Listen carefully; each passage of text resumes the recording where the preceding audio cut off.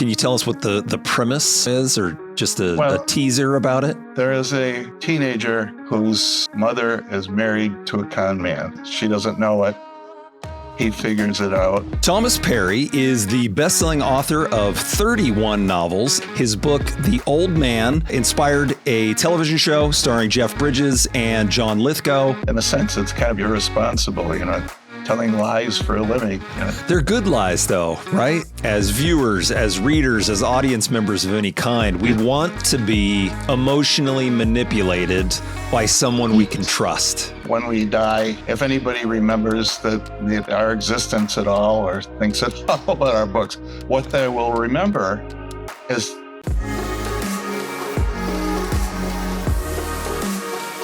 I wanted to ask about The Old Man, because that was how I discovered your books, and the second season is coming out, so I thought that would be a nice place to start. What was the genesis of that book and that character? Each time that I start a book or want to tell a story, I don't want to repeat myself.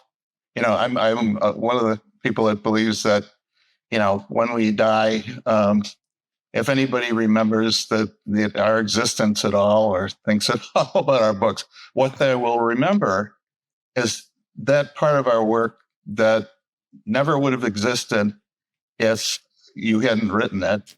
In other words, it's original. Just whatever it is that's original about your work is going to be the only part that anybody remembers.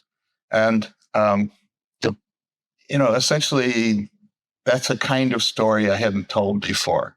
I really, I usually keep everything sort of in this country, first place. Most of it's local entirely. But this is something that sort of been on my mind for, I don't know, maybe 40 years or 50 years. It's really about the sort of the way we treat the people who protect us from harm. 22 million American veterans who are alive today. Essentially what happens to them afterwards, and, what are their lives like, and so on. And so I decided to kind of write about an extreme case, which is always the most fun to read about. So yes, it is. With so many books in that suspense thriller genre, there has to be a temptation sometimes when you're writing to fall back on an old trick, right? A way that a character escaped a certain situation or solved a certain problem. And I'm just curious what that process is like for you with all this experience, all these successful books. How do you force yourself to keep solving things in new ways and keep it so fresh and original? Well, it's like having a conversation with somebody. In a way, what we do when we meet each other in the world is this, each of us essentially tells a story about who we are. I tell you a story, and then, when that's over, you tell me your story. And, in a way, that's sort of what we do. That's what communication is. And I think that, after a while, you get to the point where you're just kind of addicted to telling stories. And in this case, I like to surprise. By now I have an audience that has read a few of my books, and some people have actually, I can't even believe it, read all of them. But right. I kind of feel as though I have an obligation to them. I'm sitting down and I'm saying, I'm going to tell you a story. The only thing that I can guarantee about it is that you won't have heard it before. And that's what makes you want to, look for new ways of doing things. Or, also there's a sort of wish to do better. Each time, it's funny, like with sunsets, I've noticed that I've had to describe sunsets a number of times in books, with sometimes 10 years apart or 12 years apart or something like that. And each time I notice something different about sunsets. And I try to put it in in the book. Yeah. That's part of what's fun. We're supposed to be having fun, with these books. They're not science. Right. Right. And I think that comes I think that comes across in your writing. There is an element of fun to it, right? They're fun to read, and I imagine it sounds like you're having fun when you're writing them. Now tell me about the experience. I mean, speaking of fun, how much time passed between releasing The Old Man and then getting a call that someone was interested in adapting it? I think it was about 2 years before, between having it come out, and, it takes a while for these things to kind of get around, and people, somebody reads it and then takes it to their boss, and then somebody, that kind of thing. This was an interesting situation because there were several production companies and people that had some interest in optioning the book for television or movies or something. And I had some telephone conversations with the people that were doing that. And one of the people was Warren Littlefield. And so I listened to some other people, and then I said, well, next I'll hear from, Warren Littlefield. And I told my agent, and, he called up, and I have to explain who Warren Littlefield is. Warren Littlefield, when I was writing television, was the head of NBC. And the show that I was working on with my wife, she was always my writing partner in television, was on CBS. And he was just going into that period of what used to be called must-see TV, And Warren was, was essentially, one of the most powerful and most, astute people in the television world at that time. And so he called up, and he was on the phone, and he said, well, I'm in Toronto, and I just ran into say Margaret Atwood, and she was down the street, and and he was sort of telling me what his day was like and stuff, and everything that he's ever done, I've liked. I've liked the Fargo television series. I've liked the Handmaid television series. Lots and lots of things. So, essentially after he was running this huge network, he has since then been a producer, and his company consists of about 4 people, and, he manages to find people that he wants to work with and to find material that he wants to present. And, the fact that he was interested at all was a big, big thing for me. I really felt, it was a go ahead. That's it. Yeah. Good luck. Yeah. Right. Work your magic. Right. Whatever you're going to say, yes. Right. So and then he did. But the problem, of course, was that the world slowed down right at that point. They were sort of in the process of doing things like casting and working on various parts of it, and they had hired writers and so on, and it was really getting going when then COVID hit, and things sort of stopped for a couple of years. So it was, by the time anything happened that the show was on the air, it had been 5 years since the book had been published. Okay. So, but I mean, they did everything. Oh, yeah. I was going to say, what's that feel like when one of your heroes calls you and says, I love your book. I want to turn it into a TV show and it's someone that you know and respect so much. What feelings were running through you at that moment? Well, I didn't know him, but I did. Yeah. I was just happy. I mean, what happens, I have to sort of give a cynical background to all of this. Okay. The first time anybody, was interested in optioning a book for a movie, on a book of mine, it was in 1982. And what happens is, they start out with some, I love it, I love it, I love it. Here's what we do to fix it. So and then they go on and, basically they go through the whole process. And what I actually thought when I first had my first novel, Butcher's Boy, was optioned, I thought, okay, well, maybe what's it going to be, like 3 months, 4 months, and it'll be, in movie theaters or whatever. And, it just doesn't work that way. What happens is, you have options for a period of a year or a year and a half, and then it gets renewed or whatever, or doesn't.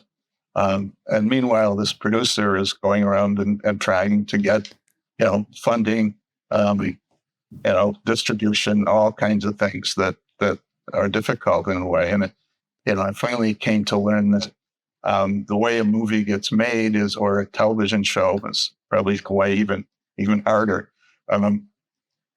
is that about 5 people have to spend a whole year or more without ever saying anything stupid in a meeting. Because once that happens, they kind of throw you out, and right. And that project is dead. So, it's gone for a really long time. And, this was happening. And also they have a kind of a situation in which the enthusiasm for this book is gone, whatever it is, whatever the book is that you just had option. And then a couple of years later, somebody else reads it and discovers it.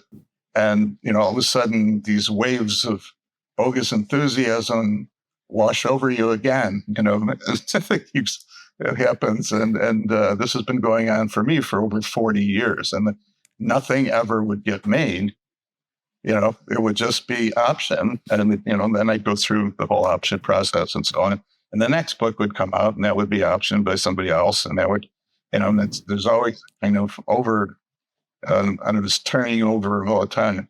And, but this is the first time that it was successfly done. And I really loved it because, I had written television years ago with my wife, as I said, and, I knew what was going to happen. And that was that they were, number one, going to make changes. They had to, a television show is not a book. And its purpose is not to do an audio visual version of your novel. So the purpose is to get a hold of a lot of different things, including art directors and, everything, about 200 people and so on. And you sort of put all that together like you're making an army or something. And the purpose is to get a good television show. And most of the time people watch something like that and they say, there's a book? They don't know about the book. Right. So,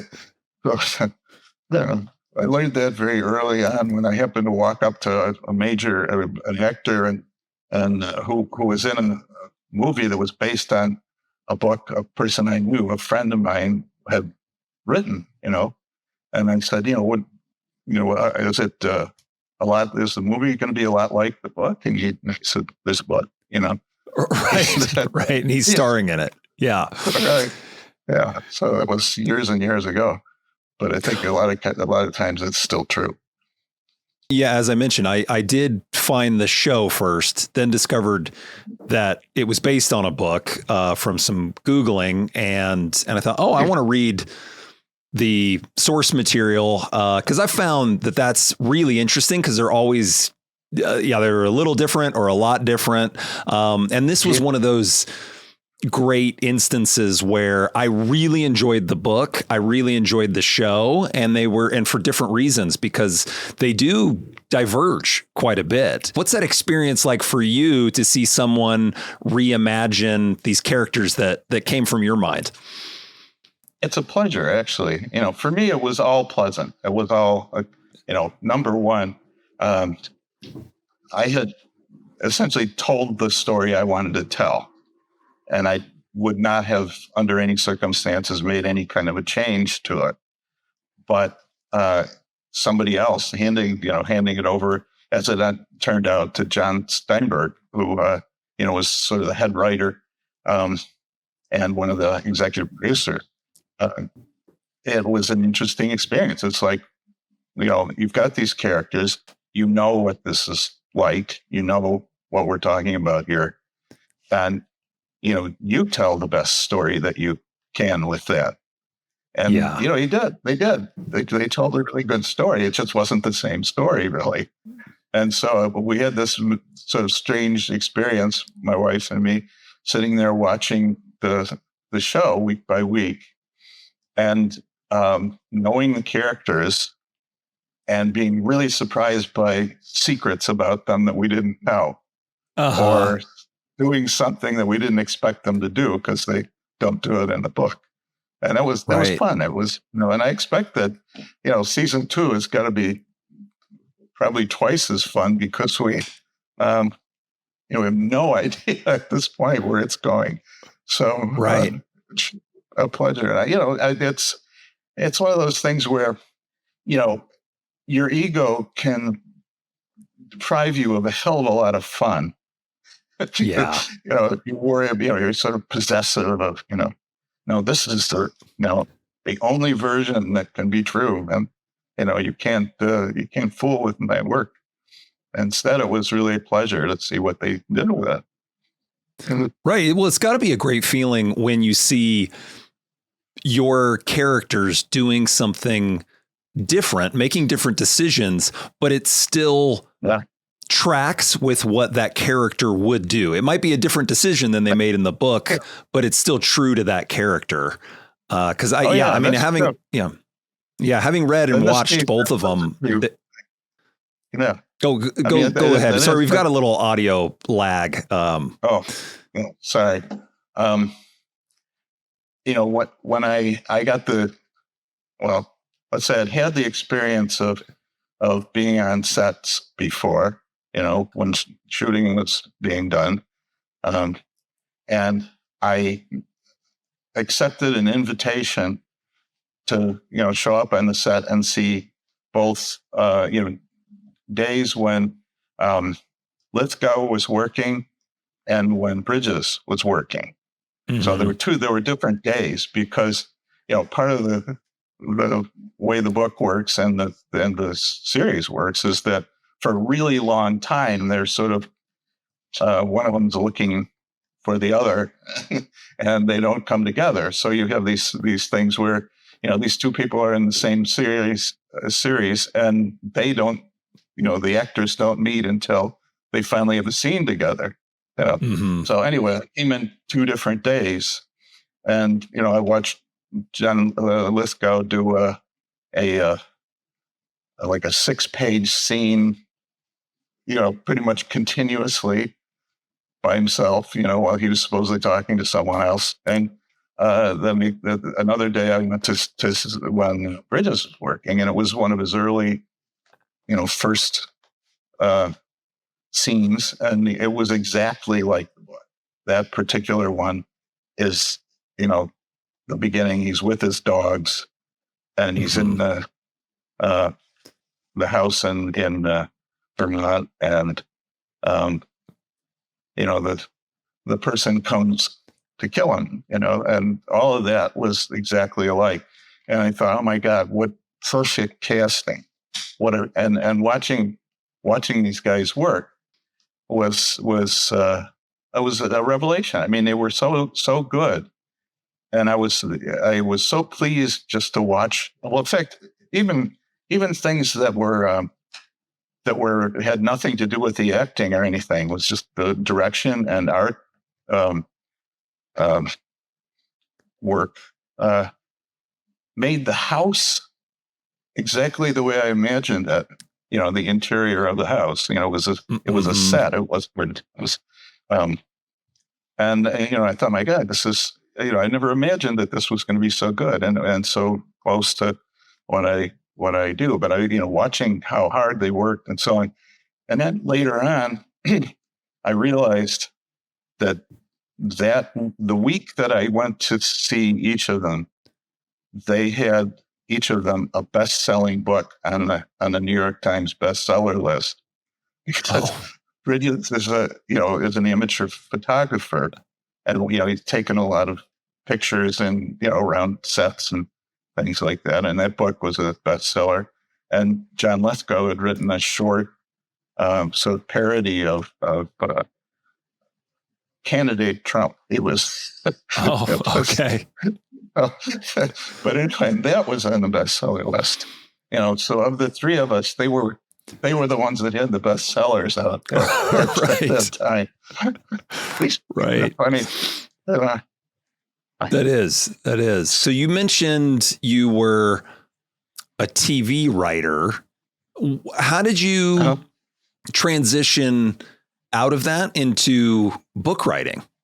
Or were they both going on simultaneously? I mean, what was that? What does that writing career trajectory look like?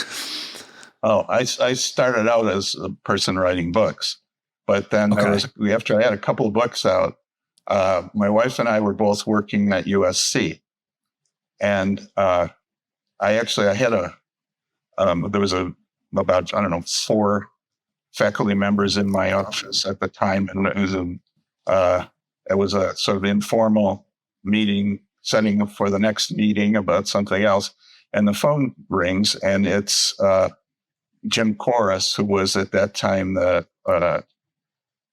executive at Universal.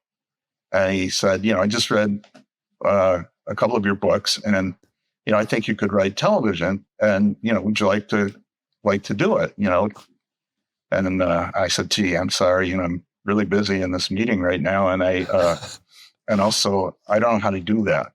I've never even seen a script, so you know, thanks, but no thanks. Yeah. And he said, well, you know, you don't have to quit your job or anything, you know, right away or whatever. And just, but, you know, think about it. Ask people that you know, what they think. And I'll call you, I think it was, you know, next day or a couple of days, you know. And so I did my method of thinking, which is to walk down the hall to my wife's office and say, what do you think? You know? Yeah. So we talked about it, and we thought, you know, and she said, you know, this sounds like an interesting idea, and you're bored in this job. You know, try it. And if you run into trouble, I'll help you, you know. And in her case, you know, she had a PhD in English also, but she, you know, had seen scripts and things. You know, her father was a comedy writer for, you know, 40 or so years, maybe longer. And, you know, so it wasn't as alien to her as it was to me. And so, you know, and I did accept a script assignment, and I did start working on it. And I did run into trouble, and she did help me. So after that, we were writing partners in television for 11 years. And what shows did you guys work on? Well, most of the time, we started on Simon and Simon, and we stayed essentially. Simon and Simon was, I don't know if you remember that, you know, but it was a show on CBS. 2 brothers who are essentially 2 aspects of one personality. You know, one is kind of I don't know, laid back and casual and stuff, and the other one is kind of a future lawyer kind of guy, you know. And that was it was a comic adventure kind of show, and it was fun, and it lasted for quite a while. And so we were on that for, I don't know, a couple of years, 3 years maybe. And and then the people who were our bosses, who originally hired us, left, and they went to Disney. And so we worked another year at Universal on that show, and they said, why don't you please come to Disney and work with us, So we did, and we, we worked on a couple of different shows. One was called Sidekicks. That was the first one, and that was about a police officer whose son is a karate champion. So there was Ernie Reyes Jr., who later became a Ninja Turtle. Okay. But at this time it was kind of a limited plot, because what it was obviously, you have this great tough cop, and he gets into these situations where he's with, he picks up Ernie at school, his son, and they suddenly see that somebody's being robbed, and the cop says, stay in the car, Ernie. And he goes to take care of it. And of course, he gets hit over the head or something, and Ernie comes and beats the hell out of the bad guys. And he was a real karate. He actually was the national karate champion for for his age, and his father was the senior national karate champion. Ernie Reyes Senior. It was, so it was interesting. You could see people breaking a lot of boards and things. Yeah. But, anyway, it was fun. But, after that, we worked on a show that was called The Oldest Rookie with Paul Sorvino. And he was, basically the plot was that he had been a police officer who had worked his way up through the sort of schmoozing part of the police department, the part where, you're going around and kind of, being in parties and talking to lobbyists and things like that. He spent more time basically wearing a tuxedo than a police uniform.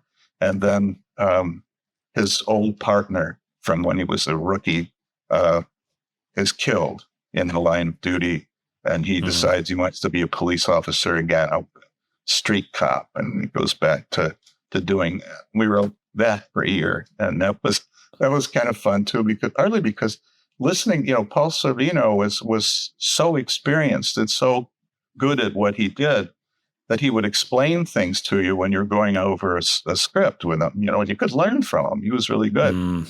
So great actor. Yeah.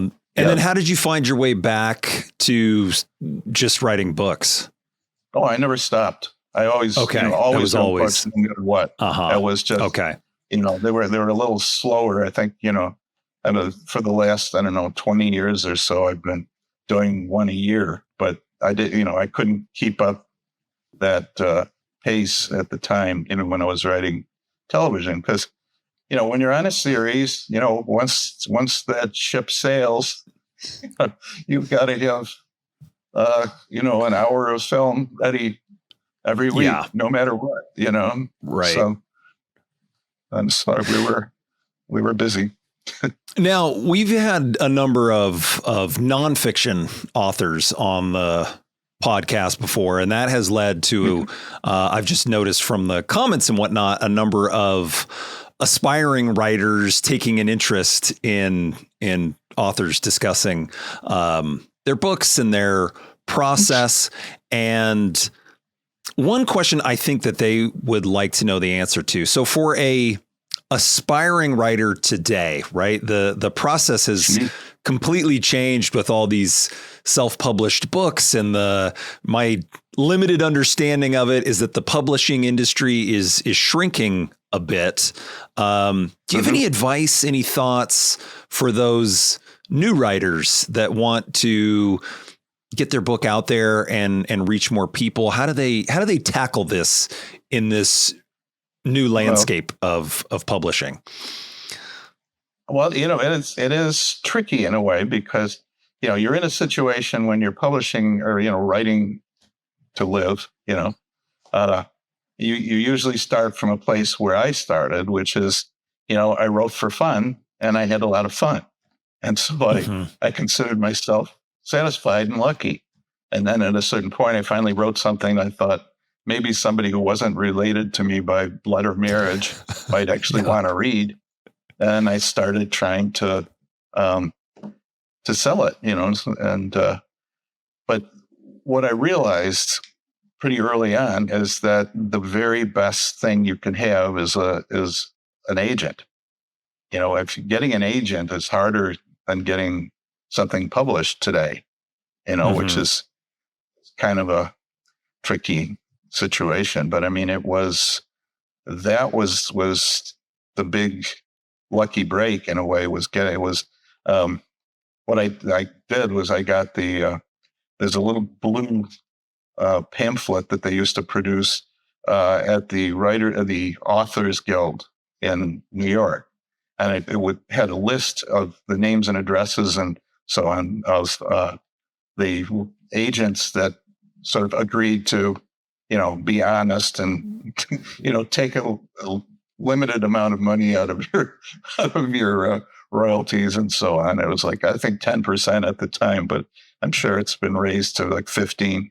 But anyway, what I did was I wrote a letter and a synopsis of the book that I was trying to sell, and I sent it to a bunch of agents, and fortunately, as I went down the list, the one that answered first was a guy named, believe it or not, Lurton Blassingame. I wish I had made that name up, but it was actually his name. That's an amazing name. Yeah, it is.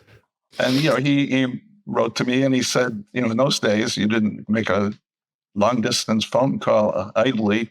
So, you would communicate by mail. And, he said, the first question was, who are you? And so I sent him a letter, answering, basically, I am nobody is what I told him. Yeah. And he said, well, send me the book and I'll read it. And then about 2 weeks later, he wrote back to me and he said, I like it. I'll find a publisher. And he did, which was, a lady named Suzanne Kirk at Scribner's. And she was a great editor of people's work in the field of, sort of mysteries and thrillers. She was terrific. And, so it all kind of went from there.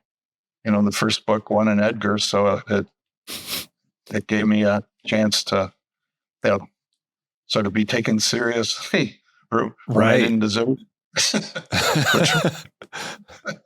But, I've been very lucky in these cases because, one of the things that as you do this stuff is that there are thousands of people who are writing good books out there, and really having a terrible time trying to get anybody to take a look at them. Mm-hmm.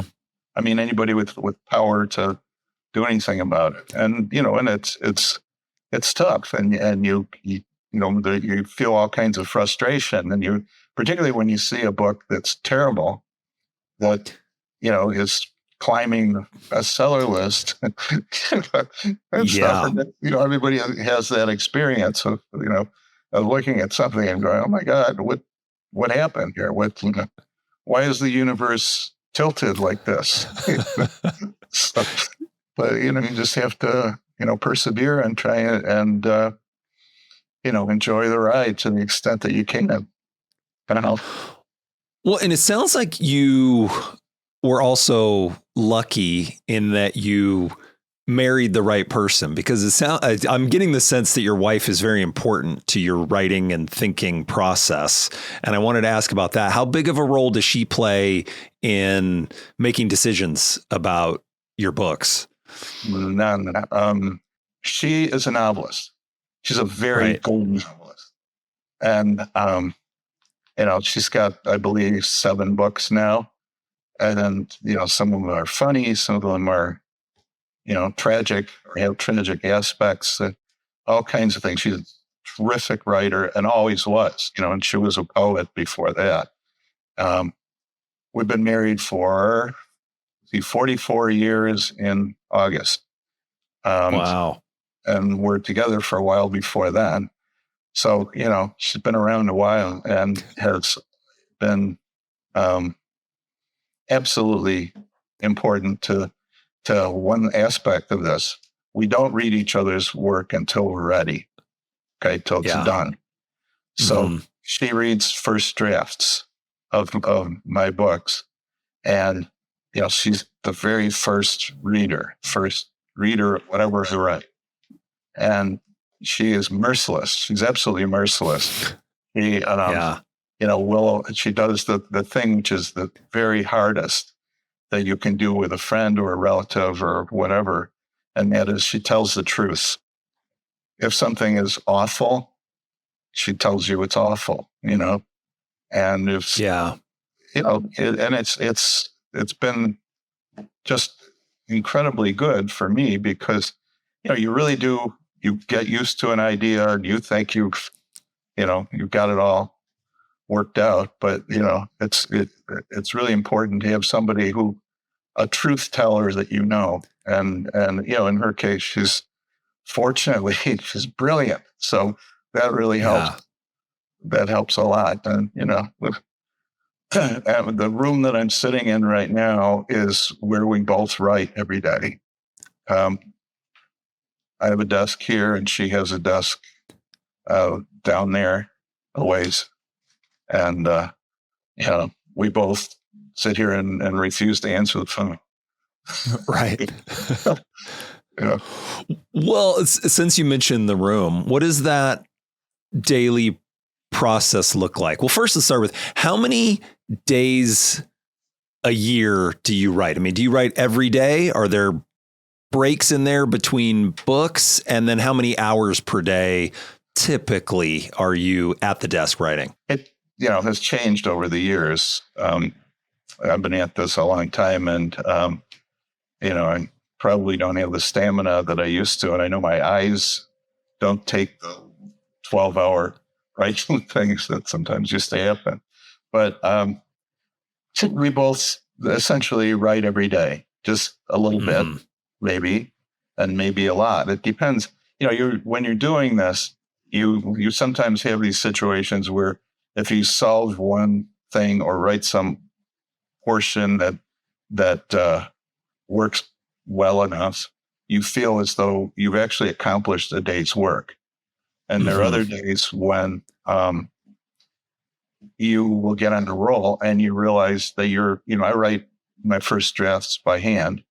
And so, sometimes I'll have, 9, 10, 12 pages, but that doesn't happen very often. Occasionally, at certain points it does. And, she does things at her pace. And it's, we work every day, but what that does is it frees our lives entirely. In other words, if there's a day or a week or something that we can't work or are doing something else, or, children want to come over and, whatever, whatever happens, we're completely free. I mean, we don't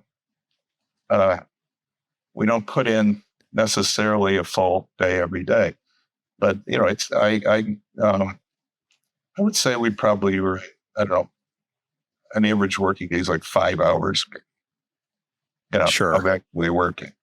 And I don't know, it's one of those things where Gertrude Stein wrote something at one point that she said that, sometimes you'll sit and stare at a blank page for 8 hours and then write something for 15 minutes, because you finally figured it out or whatever.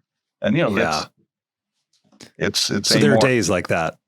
I think there are. Yeah. I mean, I don't have the patience to sit for 8 hours anymore and do that. But, I get up and walk around and stuff. And sometimes, something occurs to you and sometimes it doesn't. But, Right.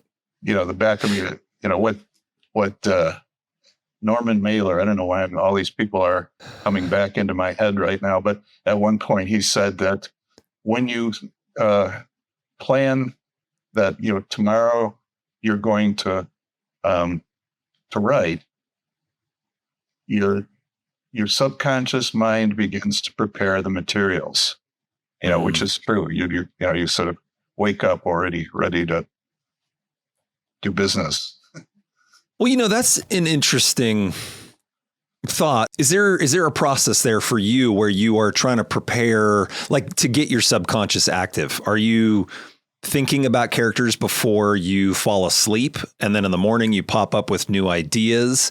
I mean, is there anything you're doing that's for the writing, but it's not during the writing process? Well, I think, at a certain point, when you've been doing it for a really long time, you're always in that mode, and everything you read, everything you see, every conversation that you have, sometimes even overheard, things that you, and I'm sure writers are all, just terrible eavesdroppers. And, I remember at one point I was doing a book tour, and I was in a big hotel, and there was this group of people with like a table for 12 right nearby, which is, odd. And there was a young woman who had apparently just graduated from medical school, but she had been a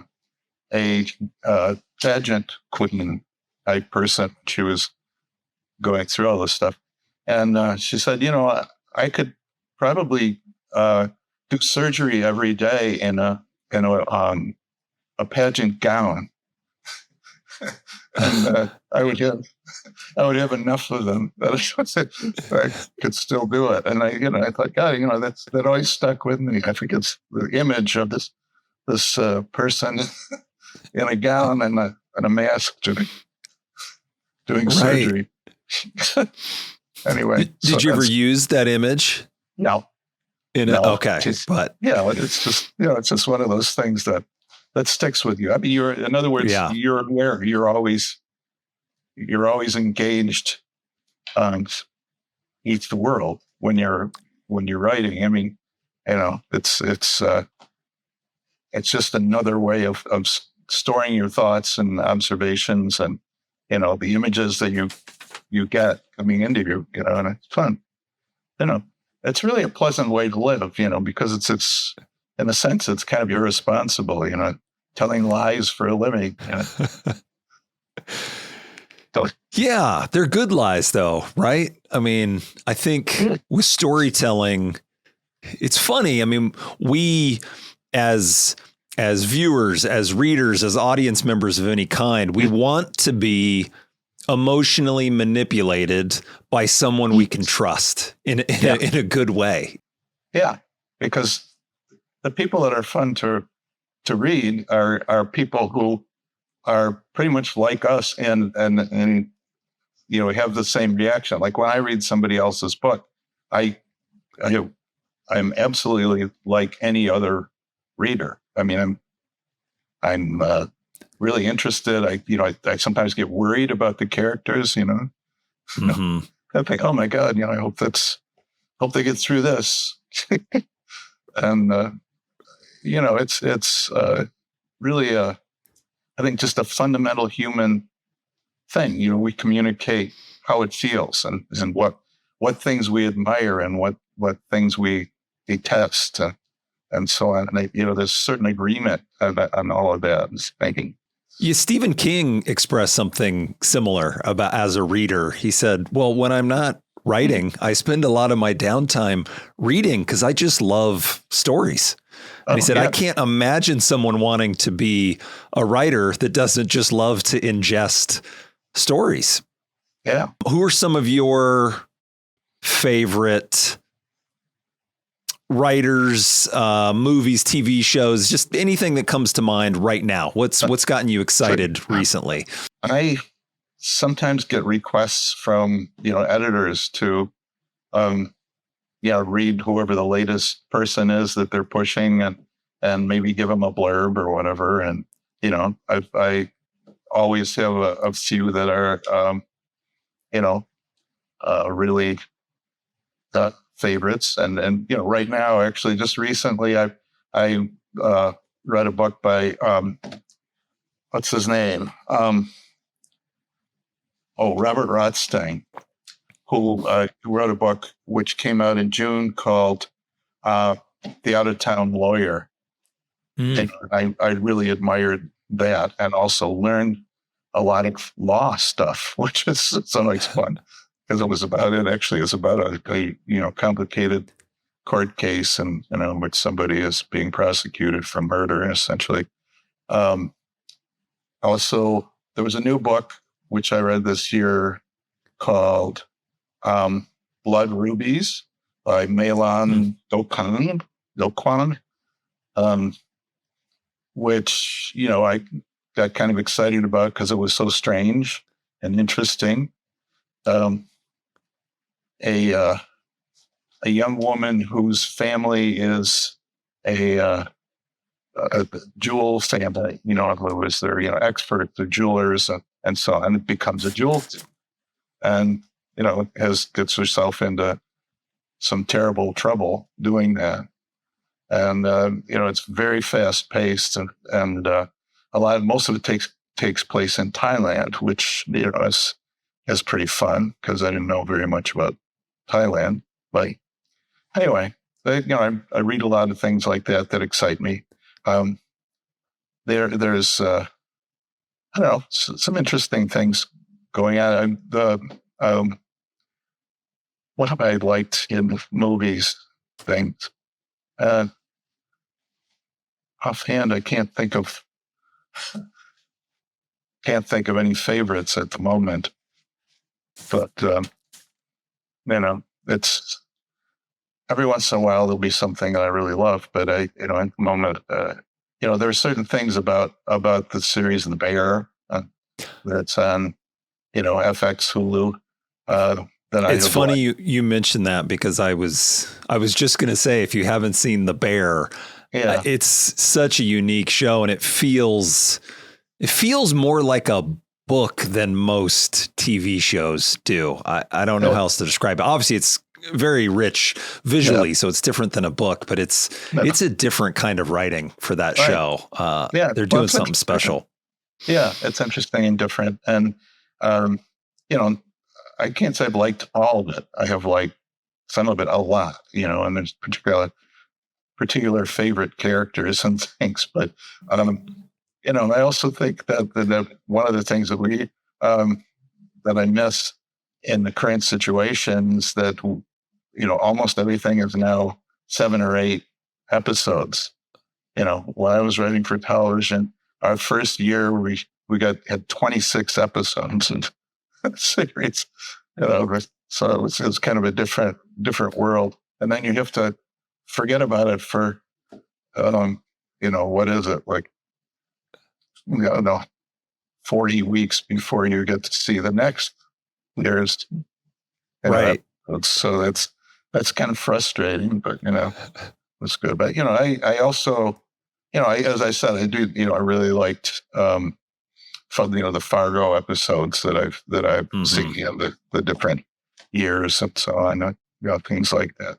Those seem to me to be the high point of what I see lately.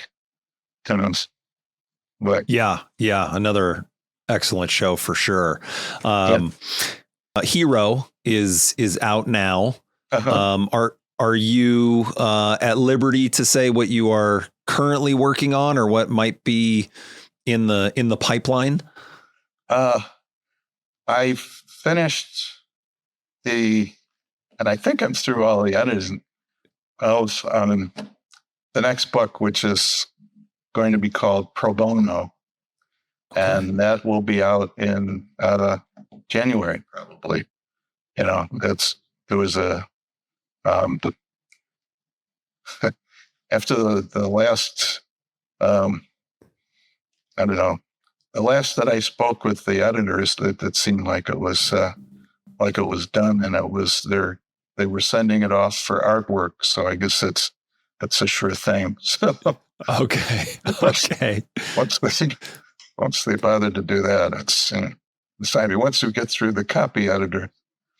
Yeah. Yeah. If you've got a new book coming out each year, is that how much of that time is writing it and how much is editing that book or going through the editing process with all the different people involved? Well, the people that I've been, dealing with for the last few years are very fast. So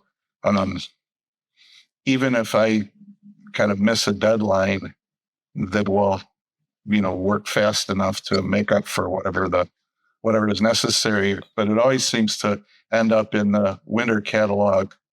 And I've always, accused them of, putting my stuff out in January because they don't want to lose anybody important in a plane crash. So, okay. We'll have to see. I don't know. But, yes. Yeah. And Pro Bono, that's another standalone book? Yeah. Yeah. It's not connected to anything else. Okay. No. And it's, it's interesting. And it's one of those things that's, again, it's different, very different from anything else that I've done. So it's kind of fun to fool around with. Can you tell us what the premise of Pro Bono is, or just a teaser about it? Let's see.